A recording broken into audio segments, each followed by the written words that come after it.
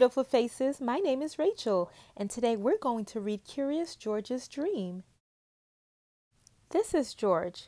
George was a good little monkey and always very curious.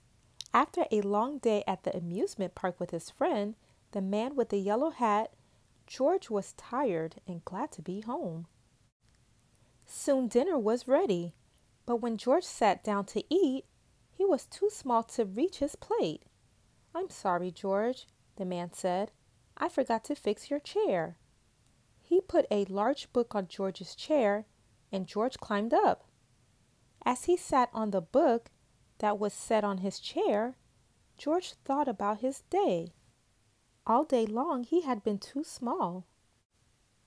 "Your hands are too little to hold these baby bunnies," the manager of the petting zoo told him. "I'm sorry," said the man operating the carousel. "I cannot let you on. You need a grown-up to ride with you."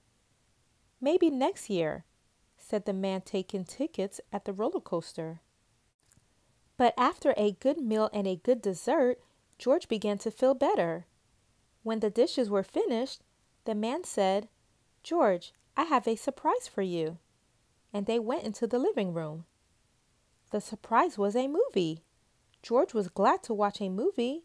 That was something he was not too small to do. George was enjoying the movie, but it had been a full day, and now he had a full stomach.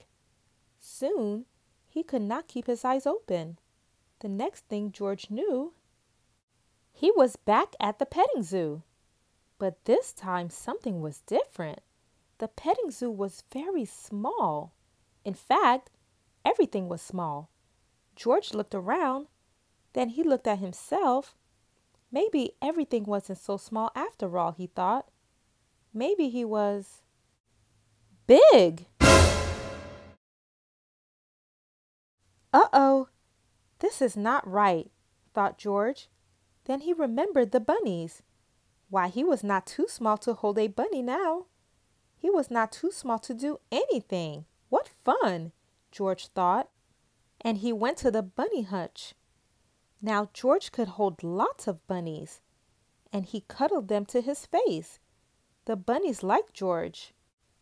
But the manager of the petting zoo did not. "Put those bunnies down," she said. "You'll scare them. You are too big." George didn't want to scare the bunnies. He put them down and turned to go. Then George saw the roller coaster. He was curious. Was he big enough to ride it now? Of course he was big enough. If only he could find a seat big enough for him. But the man taking tickets made George leave. "You cannot ride this ride," he said. "You are too big." George was sad he could not ride, but he did as he was told. "Catch that monkey!" someone yelled as George was leaving the roller coaster. "He's dangerous." People in the park became frightened. They began to run.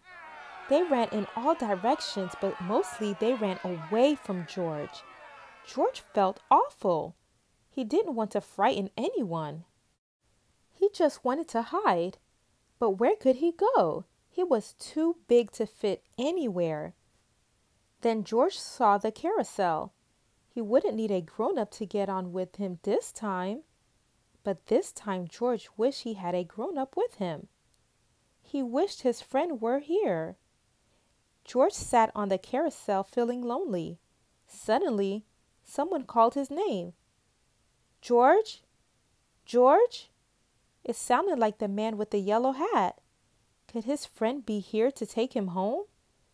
George heard his name again. It was his friend. George wanted to jump into his friend's arms, but the man with the yellow hat was too small. How could he ever take George home now? The man called his name again. "George," he said, "wake up. It's time for bed. You fell asleep watching the movie." George looked at his friend. Why, he wasn't small after all. George looked at himself. He was not big. Now George could jump into his friend's arm, and that is what he did. As the man with the yellow hat tucked him in, George was happy to be in his little bed.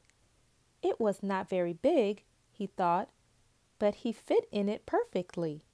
George was just the right size.